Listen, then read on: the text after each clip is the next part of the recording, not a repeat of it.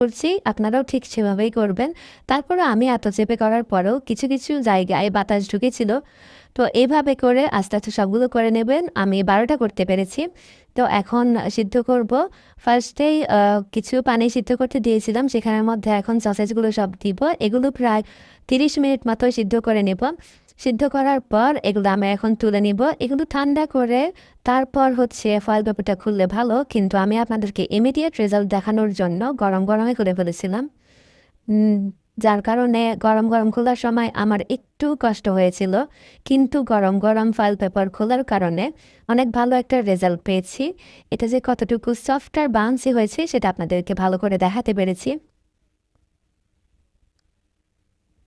দেখুন কতটুকু সফট আর বাউন্সি। তো এখন এগুলো আমি ভাজি করব। আমি ফ্রাই প্যানে ভাজি করছি। আপনারা চাইলে ডুবো তেলেও করতে পারেন। কিন্তু আমি তেলটা বেশি ব্যবহার করতে চাইনি। তো এভাবে